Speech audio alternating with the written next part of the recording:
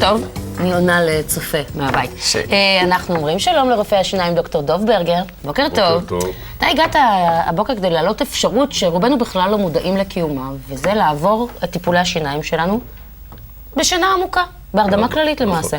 עכשיו, זה טיפול שלא מיועד לכל האוכלוסייה, אלא אנשים שהם חרדתיים, ויש להם פחד מאוד עמוק מרופא שיניים.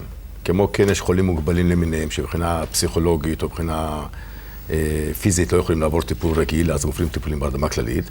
אבל יש חלק גדול מאוכלוסייה שהטיפול שלהם מאוד מאוד גדול ונרחב, שמצריך 30, 40 או מספר רמות של טיפולים, ואז הם לא מסוגלים לעמוד בזה. לכן, מה שהם מעדיפים, לבוא ביום אחד, עושים להם תוכנית טיפול מדוקדקת, כאשר הם מגיעים לחדר ניתוח, ואז שני צוותים מטפלים בו, צוות של ההרדמה הכללית שמרדימים אותם, והצוות של הרופאים, שזה, אם זה טיפולי שורש, זה רופא שעושה את הטיפולי שורש, אם זה השתלות, הקירות, עושה את זה כירורג או שיקומאי, ולמעשה כאשר כעבור 8 שעות, הפציינט מתעורר, ויש לו רוב הטיפולים הכבדים נעשו.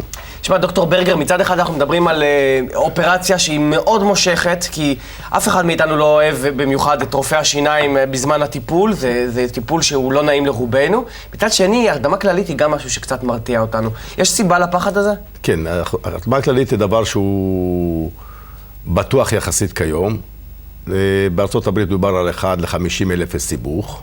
כמה? 1 ל? 50,000. זה כמעט כמו תאונות דרכים.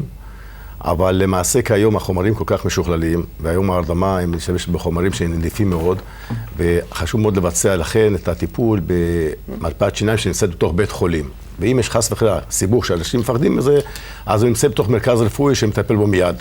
ולא במרפאה פרטית, ששם זו הבעיה קצת יותר מסובכת מבחינה לוגיסטית, להעביר את החולה, שבמקרה התפתחה בעיה, להוציא אותו במרפאה, להביא את האמבולנס, להביא אותו למרכז הרפואי. זה בסל הבריאות? מישהו יממן לי טיפולים בהרדמה כללית? לא. או שאני צריכה להוכיח פוביה איומה? לא.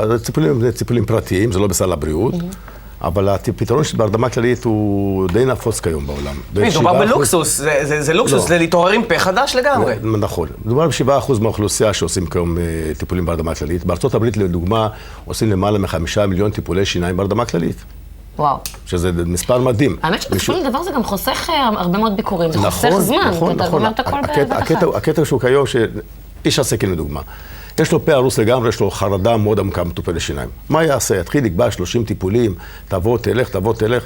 הוא מעדיף ביום אחד לבוא למרפאה, לעשות את הטיפולים, כאשר צוות רופאים, כל פעם יבוא רופא אחר, פה כל הרופאים מחכים לו, לפי התור, נכנס הרופא הראשון, עושה את הטיפולי חניכיים, אחר כך עושים את הטיפולי שורש, עושים לו את הקירות, את ההשתלות ואת השיקום המיידי. אחרי הטיפול הגדול המנורא הזה, גם החרדה עוברת, והדבר הכי מדהים הוא בא לטיפולים הבאים, הטיפולים קצרים יותר, זה מדידות או טיפולי מעבדה שאותם אי אפשר לקצר. איך נראה שיקום מאוברול על כל הפה?